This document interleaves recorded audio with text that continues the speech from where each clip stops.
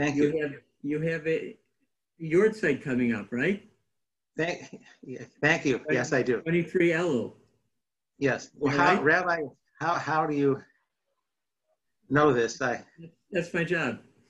Apparently so. Okay. Yes, I do. Yes. How's the family? Thank God we're good. And, I wish it was as good in many ways for everybody, but, considering what people have had to deal with, but we're fine. Okay. Good to hear. And I hope you're well, at least. Baruch Hashem. Very good. Excellent. Good. All right. Good to see you. Alan Miller, how are you doing? I'm fine, Rob. How are you? Fine, thank God. Okay. Baruch Hashem. And your family? Yeah, Baruch Hashem. Everybody's good. Okay. Maybe we'll see each other soon. Yeah, I'm sure we will, one way or the other. Yeah. Tommy's letting his beard grow. I'm sorry? Tommy's letting his beard grow. Where's Tommy? Oh, there he is. Hi, Tommy. And you not? I like it. This is my chance. Susie wants me to shave. Okay, listen, I'm gonna turn the video. I'm gonna go sit down in my recliner and do everything. Okay, it's a good time to sleep if that's the plan. So don't worry. No. I watch on the big television. I've got you on the big TV, and Michelle is here too. Okay, hi Michelle. If you're out there, hello.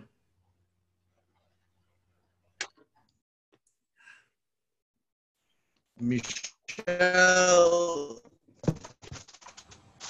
quickly.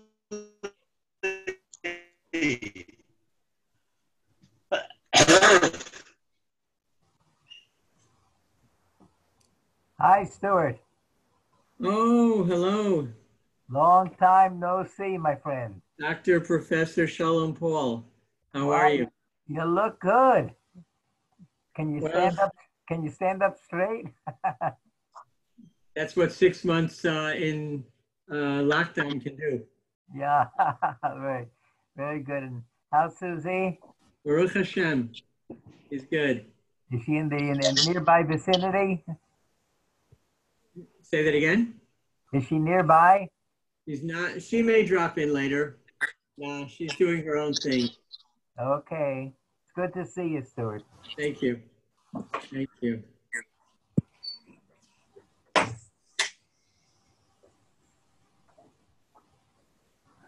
No, I just lost my connection here. I don't know why. There we go.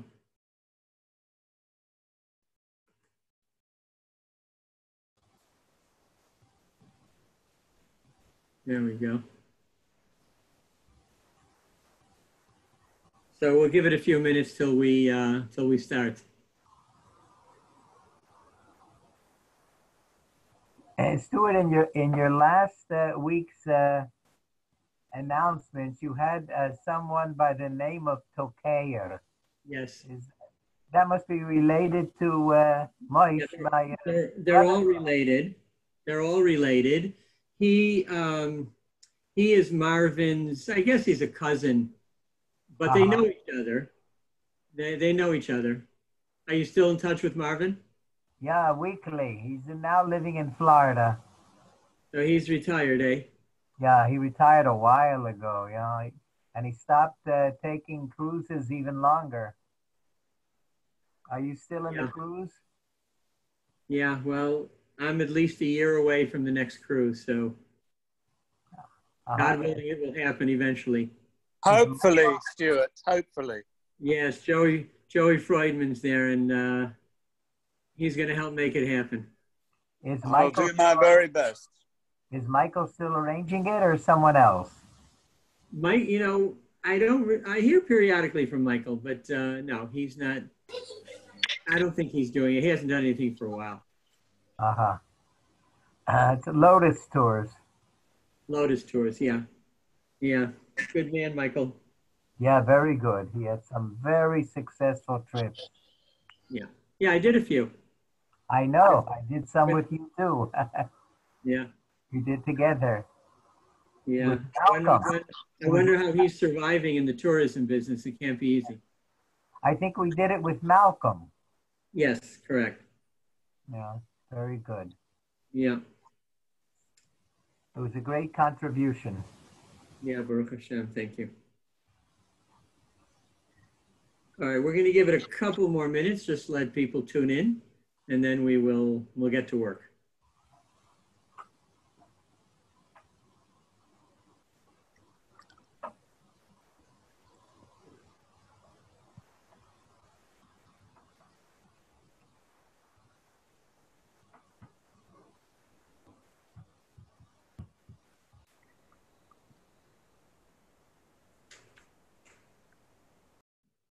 Stewart, Yes, sir.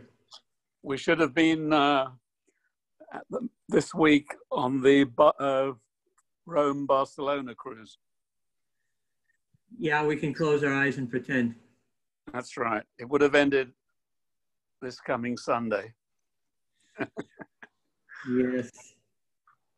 Uh, Are any of the major cruise lines, have any started up or just those small ones? just the small ones. Mm-hmm. What's the earliest date they're Yeah, giving? they say October, but many of them have cancelled till the end of the year. Yeah. For the moment, who knows what'll be then? Right. Then it's a El question. Al have cancelled their flights to the end of September, but I heard in the grapevine that they're going to continue with that, except for the flight on Monday to Dubai. On Monday, private flight, eh? Yeah. But the question is, who's going to have the courage to go on a cruise? Yeah, exactly. I think before a vaccine or some medication, I think a lot of people, particularly in our age group, or say 60 and above, are going to think twice before going on a cruise unless there's a vaccine or medication of some sort. Yeah, sure. All right, another minute or two, and then we'll get started. Okay. Stewie, I have a question. Can I bought a shofar. We bought a shofar today. When is it supposed to be blown, and in which kind of blasts? Okay, you can call me, and it's a longer than a minute answer, but you can call me. I'll actually send you a video about this. A lot of people are being creative. A lot of people will be getting musical this Rosh Hashanah, and there's plenty of time to learn. It's doable. Be able to do this. You have to do that into the horn. I think it's a little more sophisticated than that, but as a musician, I know you'll figure it out, and you have to do that because you turn your lips into a reed. You have to be able to do that and then tighten your embouchure and all that other stuff. You have to go for the sound, but you got to be able to do that. You'll be blowing the trumpet before you know it. Okay. There you go. I think thanks to Yossi, our host, he's going to be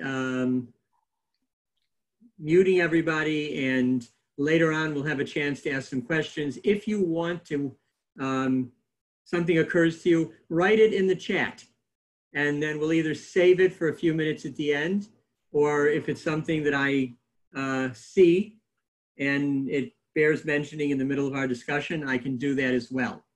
And Yossi is going to record this. I'm sorry that last week was not recorded, but hopefully this one will be. And then anybody who's missed it, and if you tell anybody and they want it, they can get a recording of it. Okay, so we have come to Parshat Ki Tetze, and this is another one of those parshiot, by the way, that do not begin with the first pasuk of the chapter. And just as a reminder, the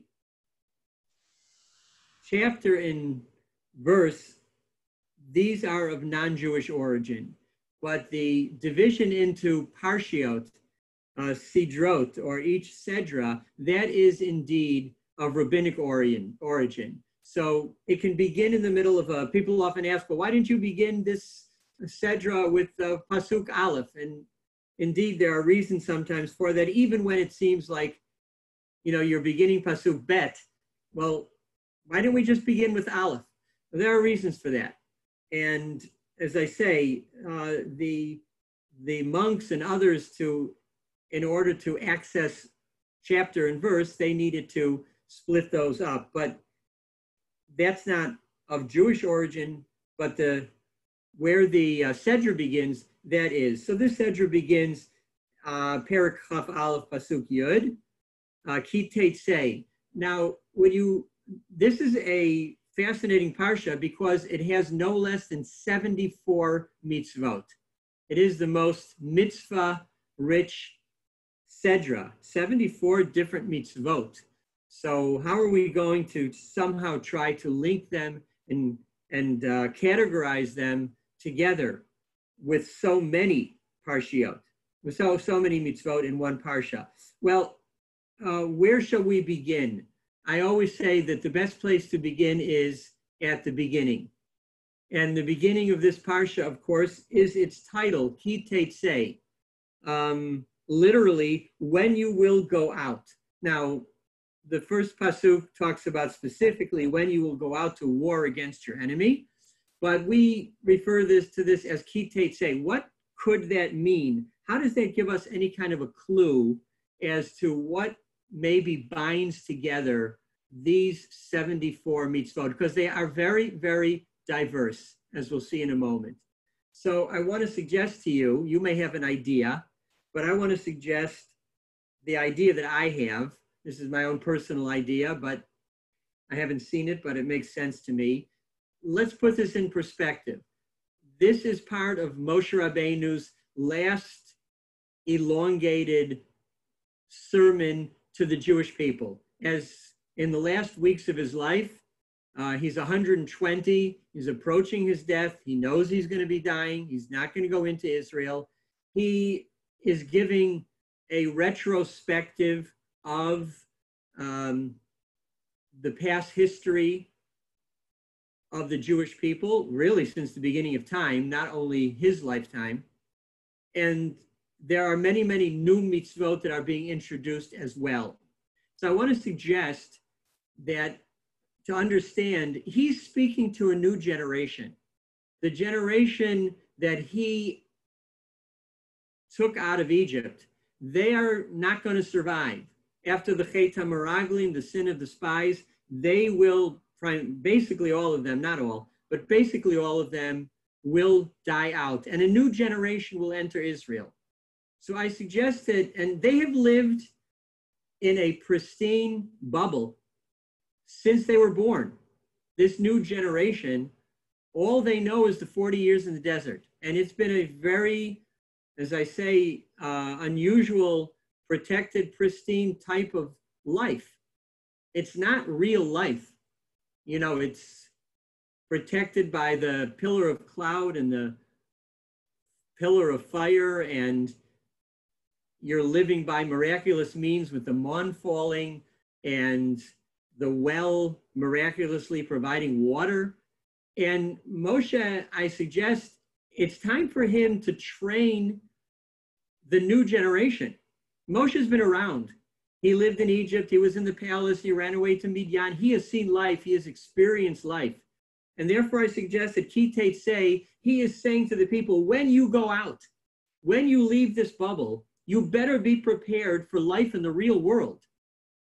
And therefore, much of what is going on in this Parsha is really a way of him saying to them, people, kids, whatever age you may be, prepare yourself. You're about to enter life in the real world. And that involves a lot of different things. And therefore, this Parsha touches on so many different subjects. It begins by touching on the subject of war, because war is a part, unfortunately, as we know all too well in Israel, it's a part of life. You're going to have to fight a war.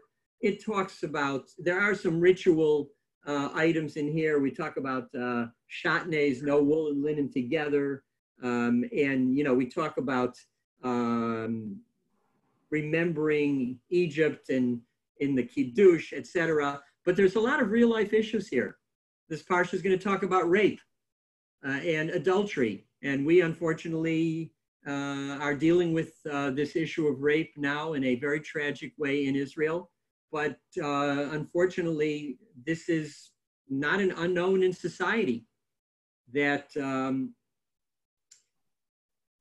that people are abused and misused, and especially women. And there's a lot of that discussion here in this Sedra. You go out, Tetze, in the real world, you're going to find that. You're going to find people who are poor, widows, orphans. And the Parsha tells us you've got to take care of them. They are the most vulnerable people in society. You're going to get married and maybe it won't work out. And therefore we have the laws here of divorce. We have laws that protect workers. You're going to have to create a civil society, but also remember you have rights. If you're in charge, make sure you deal with other people honestly. Pay the workers on time is one of the mitzvot here. And if you're a worker, you have a right to demand to be paid on time. So there are all kinds of business dealings that this Parsha includes. Now we're going to touch on just a few individual mitzvot, but I suggest that this idea of Ki Tetze is 74 mitzvot telling people, get ready for life in the real world, folks. The showtime's over. The bubble is bursting. You're getting out of the desert and this pristine environment, and you're going to have to face life. And life has a lot of joys and a lot of rewards, but life also has a lot of challenges. And a lot of that is presented here as well. So I want to just touch upon a few basic ideas here. And then at the end, one that I think is philosophically very, very important. The Torah tells us near the beginning, it talks about this mitzvah of hashavat avedah, of being responsible one for the other, return a lost article. And remember that God gives you what you need. Something else that you find which is identifiable, that's not yours, save it. Help other people so that, and there's a lot of deeper significance to a lost article. Every day we wake up and we thank God for returning our lost soul that was asleep during the night. But it's interesting that I've always said, you know, when it comes to Jews, we are an exceptional people. There's always an exception by us. And here too, that although there is a very important mitzvah to return a lost article, and if you find something that's identifiable, the law is you have to hold on to it forever, not just for a year or 10 years, in the hope that the owner will not give up and will come back for it. But after we learn all this, the Torah turns around and then tells us, and those who have a chumash in Chaf Gimel, Pasuk Tet Vav, tells us an interesting law, that if there is a slave who runs away from a cruel master and comes to you and asks for asylum and asks for you to take him in, although slaves were in the category of property and you have a mitzvah to return property to its rightful owner, the Torah tells us, Lo taskir eved el adanav, asher yinatzel elecha me'im adonav. Don't return him. Im chai yeshev b'kirbacha. He's got to stay with you. Now, this is not a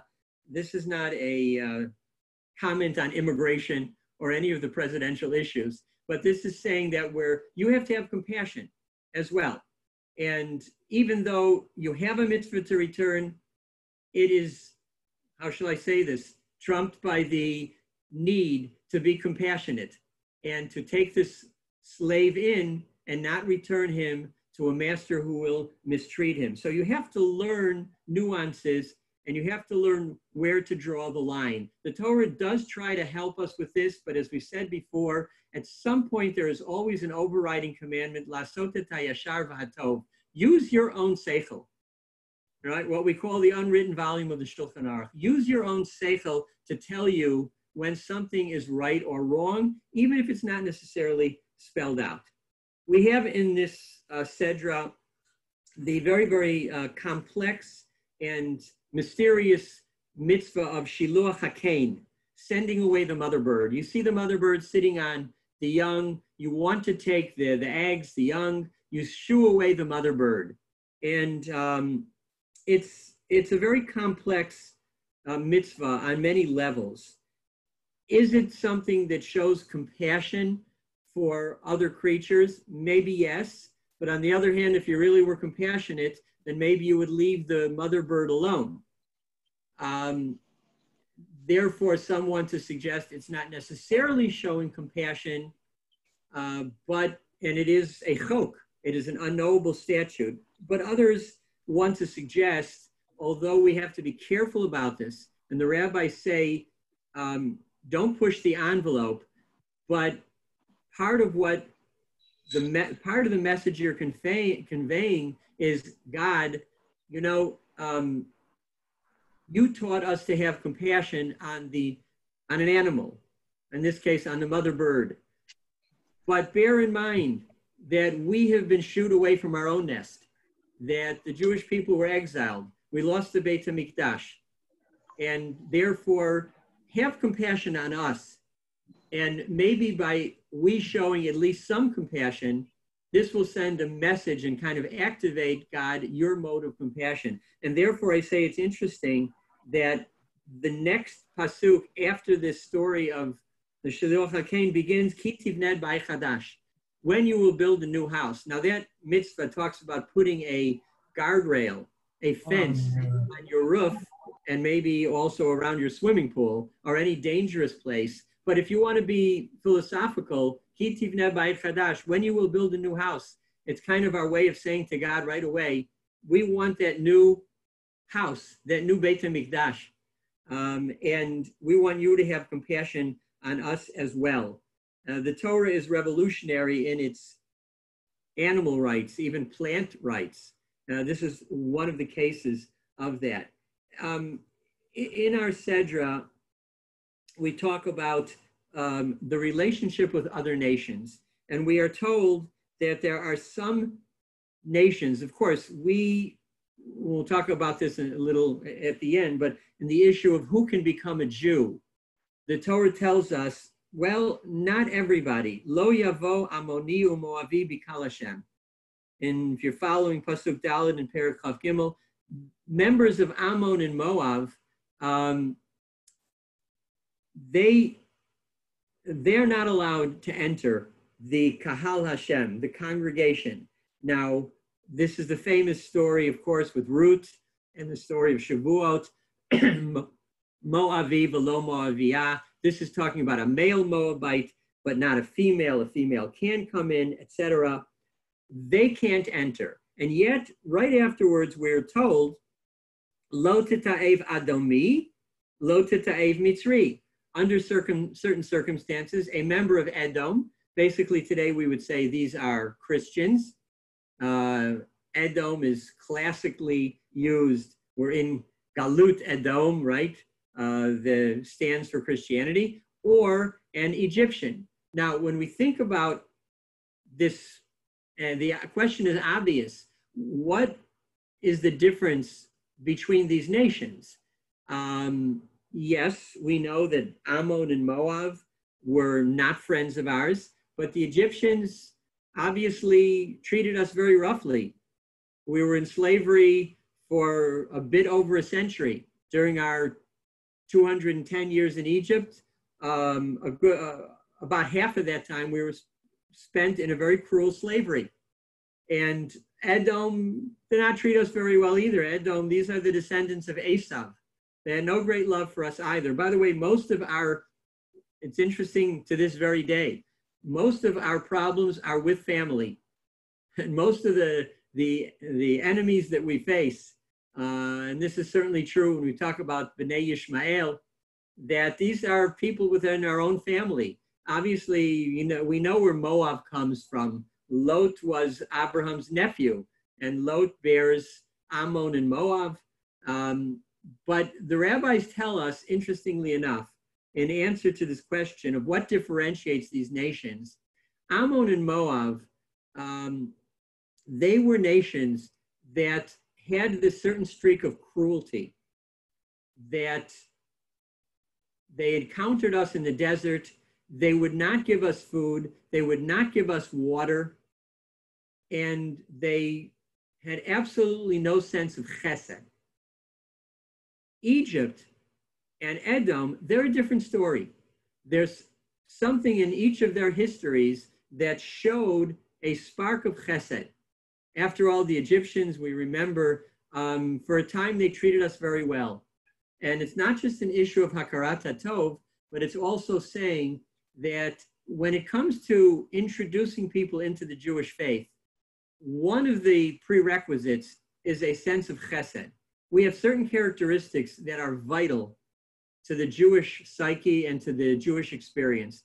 And as this Parsha shows in so many other ways, as we just indicated about returning the slave, etc., or sending away the mother bird, there is that issue of chesed.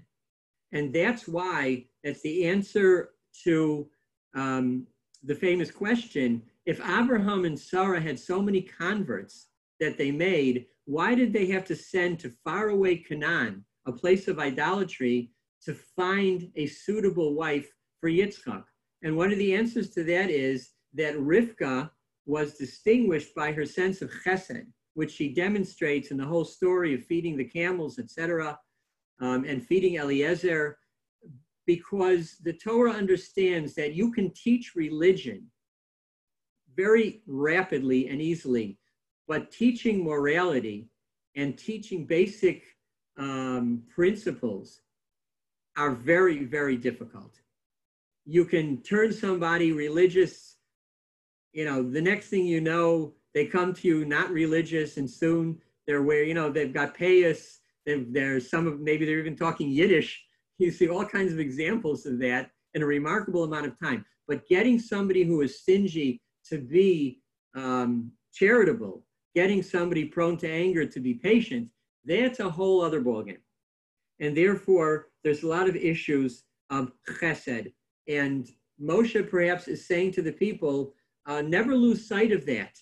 You're going to encounter all kinds of situations in life, but always remember to maintain your basic principles, essentially mimicking or emulating Hashem. Be slow to anger, be compassionate, be forgiving, and have this sense of kindness or chesed. I want to just say a word because there is a lot in this Sedra too that talks about issues of war. And one of the things that we talk about is the fact that when you are a soldier, you have to maintain a high standard. This is what we call this tahor haneshek. In Hebrew, it's called the purity of arms. That our soldiers, and you see this, for example, in just a basic way, keep the camp clean, be dignified. Perek Chaf Gimel Pasuk Yud Aleph, etc.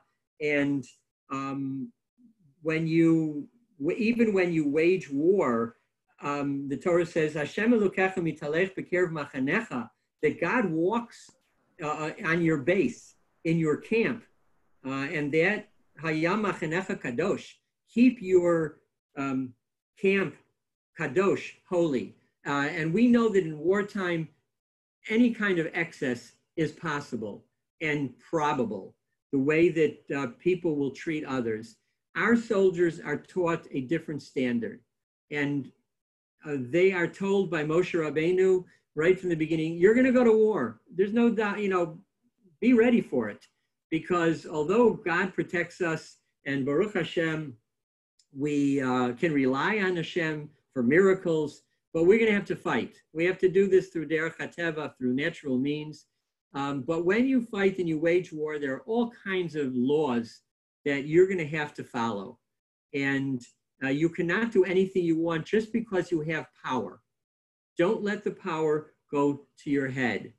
And one of the things we can be very, very proud of is the tremendous amount of purity and Torah neshek that our soldiers in the Israeli army have in so many different ways, and things that we do that other generals and nations find just absolutely ludicrous, about warning our enemies and dropping leaflets on them and telling them when we're attacking and being so careful. You saw they have a unit that is so careful never to shoot near a civilian and shoot always at the ankle.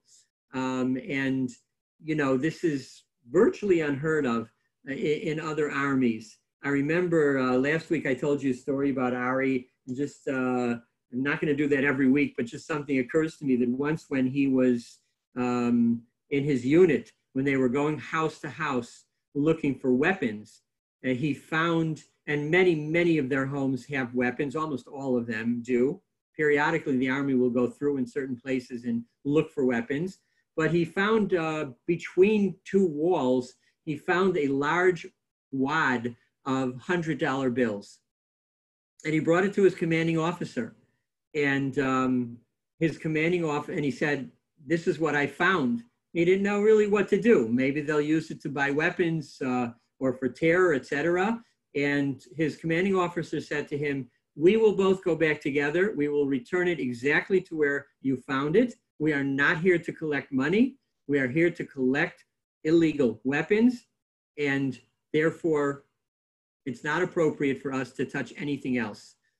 Sometimes you hear stories here and there the other way, but I can tell you from that true story that there is a great deal of attention to what is right and what is wrong. You know, there was a very despicable and unbelievable statement that was put into the press once, and you can Google this, where one of the people was condemning the Israeli army and saying that the Israeli army is so racist against Arabs that they refuse to rape any of the women. I'm not making this up. And obviously they didn't understand that this is part of what we're taught as well.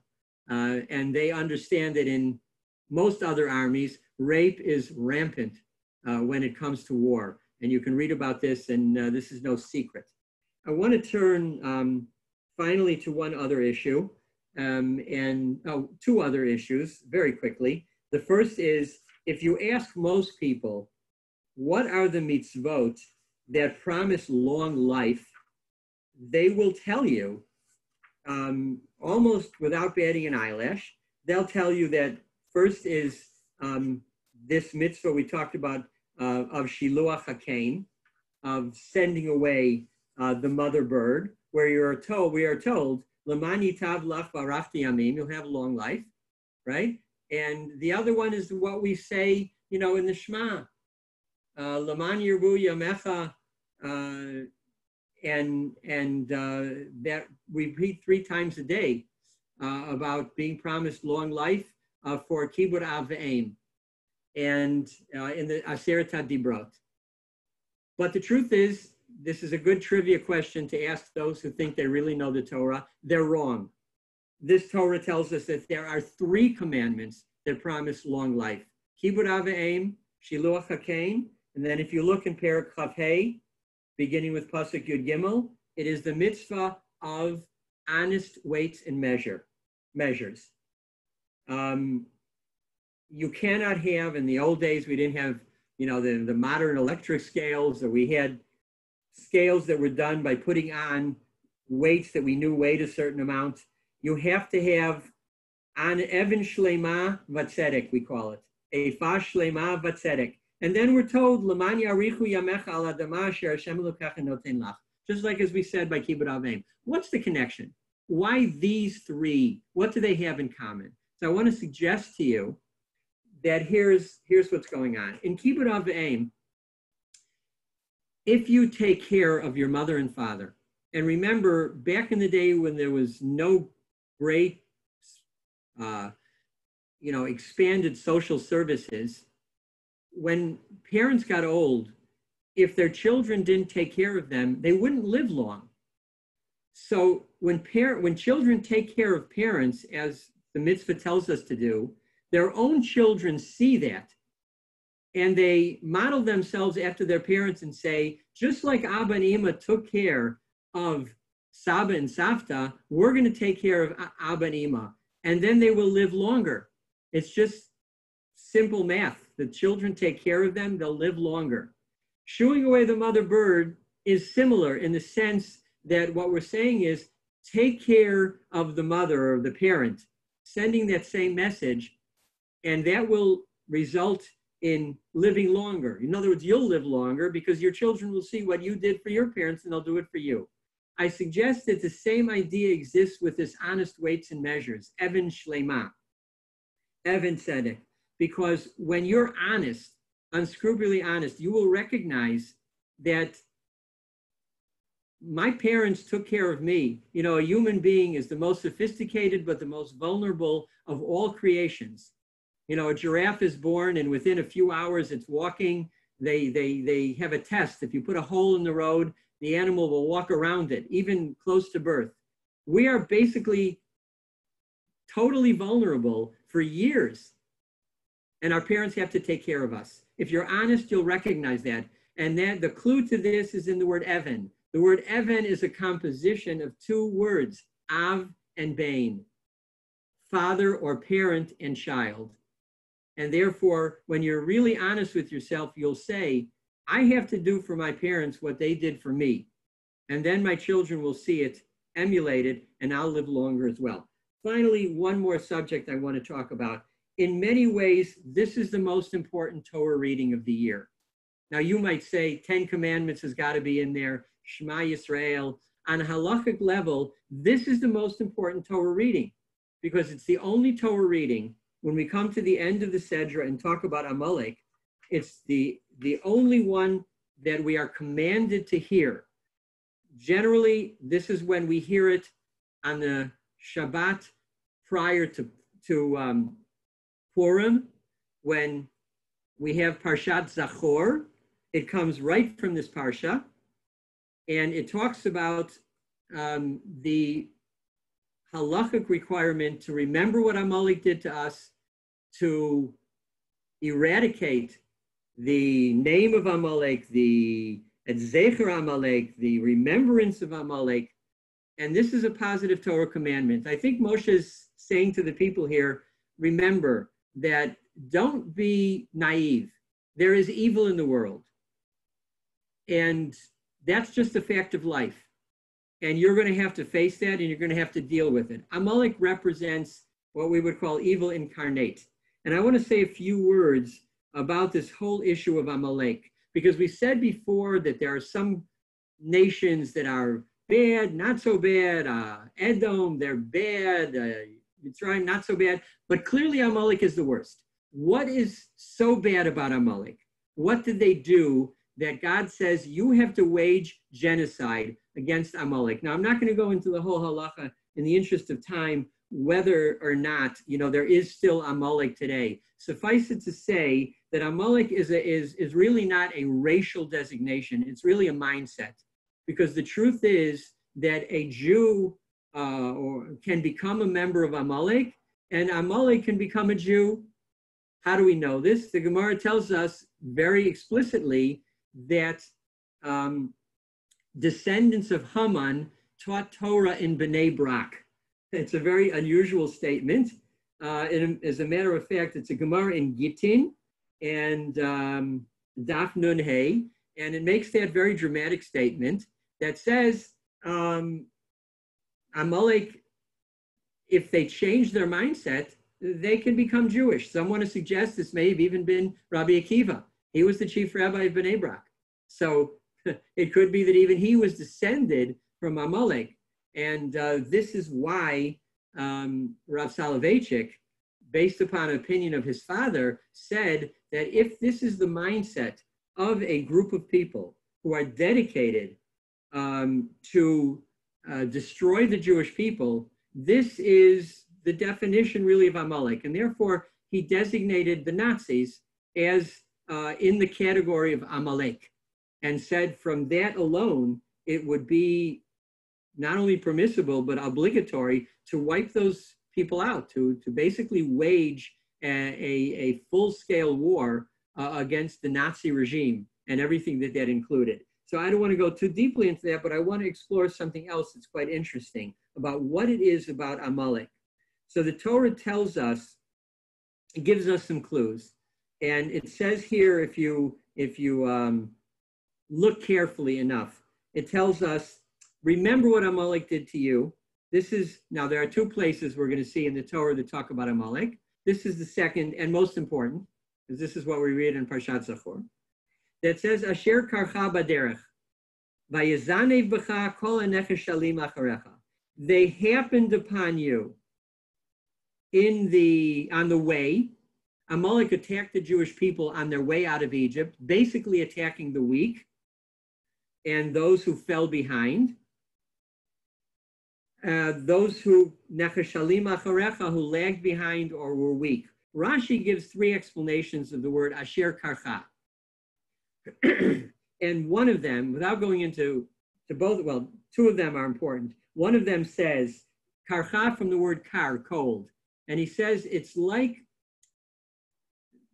the incident where there was a boiling bath and someone jumped into it, knowing they would scald themselves, but at the same time cool off the water, and saying, this is Amalek. They knew by attacking the Jews, they would be basically shmettered, not completely destroyed, but they would be largely destroyed. They didn't care. They were the initial suicide bombers.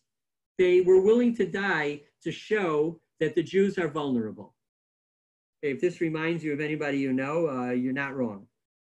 But Rashi says something else about this word karcha, not only from the word cold, kar, but he says that it also comes from the word mikre.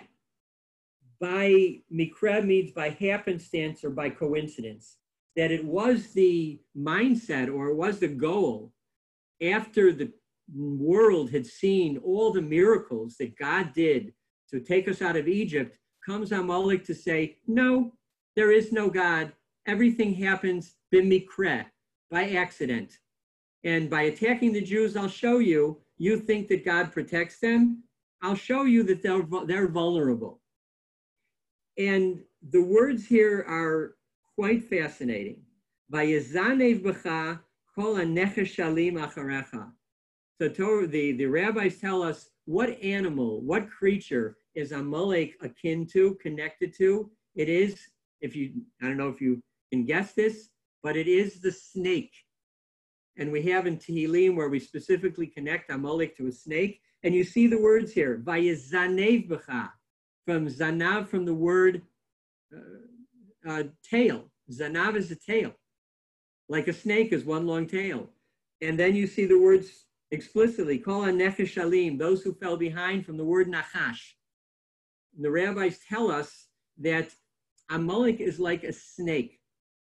A snake, for one thing, bites for no good for itself. It doesn't do itself any good when it bites. It's, again, kind of almost suicidal, because then you'll see it, you'll step on it. It gets nothing from that. But more than that, there is that deeper connection. When we think of the snake, we automatically think of the first snake in the Garden of Eden. And what the snake did, and we all know the story, is the snake instilled doubt into Chava, into Eve, when saying, God commanded you not to touch, when she said, God said, I can't touch or eat from the tree of knowledge, from the Eitz Hadat, and the snake, by tradition, pushes her into the tree, so she touches it, nothing happens to her, and this says, maybe I was wrong. Maybe God didn't say that. There's a certain doubt introduced. And that's why when the Gemara asks in Masechet Megillah, Haman min haTorah minayin, where do you find the word Haman alluded to in the Torah or mentioned? And there are many times where Hey Mem Nun is in the Torah. What's the answer?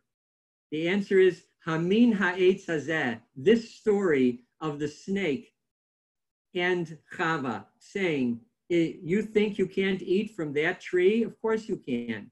This instilling of doubt that led to this original sin of Adam and Chava. And of course, the icing on the cake is that in gematria, in numerology, when you total up the value of the letters of Amalek, it equals suffix, doubt.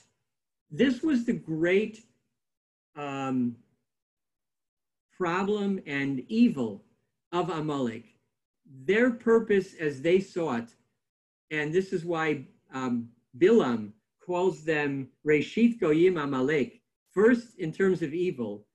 Their whole raison d'etre is to instill the sense of doubt, that everything happens by accident. There is no captain steering the ship. There is no master plan. There is no God who rules over the world, who has authority over the world.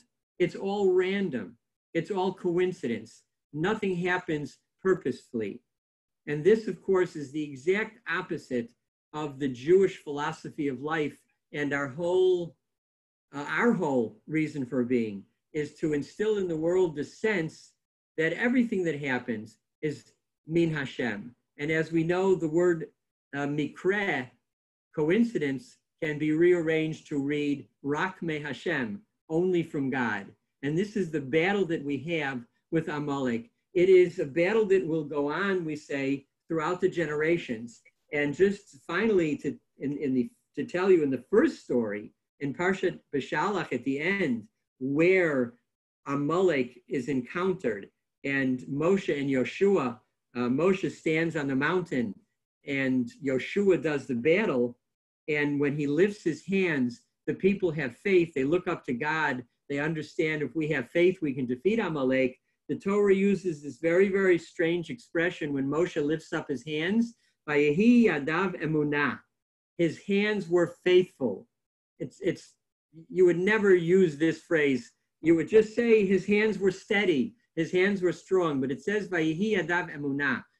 The counterbalance, the antidote to Amalek is emunah, that we don't believe things happen simply by accident. We believe there is a master plan. There is a captain steering the ship, and that's the emunah that is necessary to defeat the evil intent of Amalek. And certainly, as we said before about the Nazis, that Hitler on more than one occasion said he had come not to kill the Jews because they represent God, and that sense of a overriding master of the universe, when he said, no, there is none.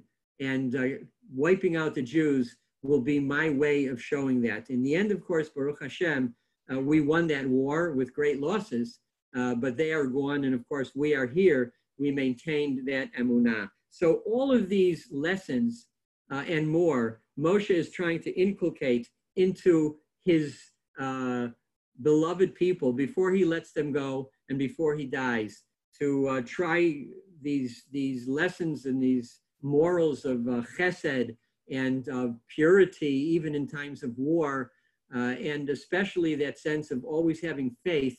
And when you encounter evil, it may be a battle you have to face. This Parsha begins with war, it ends with war, but the ending is to tell us that ultimately, if we have faith, we can be triumphant, and we can bring that message of God home, and we can change the world by the way in which we act and the principles that we uphold. So if anybody has something, if you want to unmute yourself, you can ask a question or make a comment for a few minutes, for 5 minutes before we go. And otherwise, I will wish you a Shabbat Shalom. Anybody want to say something? You can unmute yourself and feel free to do so. A quick question, Rabbi. Were we remiss in not having those who are of strength to be with those who were slower or straggling, as we say, as we left Egypt? I've always wondered about that, and I don't know that I've ever asked. The classical explanation is that these were people who had sinned, and as a result of it, they were put outside the camp as part of their penance, and therefore they were more vulnerable. So it wasn't, and these are the people that Amalek attacked. As we know, terrorists who have this Amalek type behavior, they're generally attacking the weak. Look at what happened sadly yesterday with the killing of this young father of 4 walking down the street in Petach Tikva, not harming anybody, and this is who they attack. So these were the stragglers, but they were there for a reason. It wasn't that anybody had, left them behind necessarily, but they were put outside the camp because of a sin they had committed, and that's why they were more vulnerable. But yeah, Rabbi, can you say something more about the relationship of the bird, the parents, and the weights? Again, why are they lumped together? It wasn't clear to me. Okay, just very succinctly to say that in all of those cases, the Torah is trying to instill in you a sense of taking care of your parents, because if you do, and being honest with yourself how much you owe your parents, and if you do, your own children will pick up on that, and they will say, as my parents took care of me when I was in need, I will take care of them when they are in need, and then perforce they will live longer. Okay, that's a standalone, but now apply that principle to the weights. The weights, I say, is only from a sense of being honest with where you come from and what you owe to others. The weights are usually used in terms of determining what do you owe. Weighing the flour, weighing the butter or the eggs, what do you owe? And it's trying to send a message saying to people, what do you owe to your parents? And that's why I said Evan is composed of those 2 words, Av and Bain, parent and child. And I think the hint is there to say that we're saying to the person, think about what you owe for what your parents did for you. Now you do that for them, and that will have repercussions on your own children. Okay? Thank you. I wish everybody a Shabbat Shalom. We can always talk more because we can always be in touch. I don't want to keep people too long. So God willing, we shall try to meet again next week, and we'll publicize that, and we'll have a chance to look at the other key. As in Florida, these are the keys, the key Tetze and key Tavo. And we'll try to look at that as well next week. So Shabbat Shalom, everybody. Thank you, Rabbi. Shabbat Shalom. Thanks. Shalom.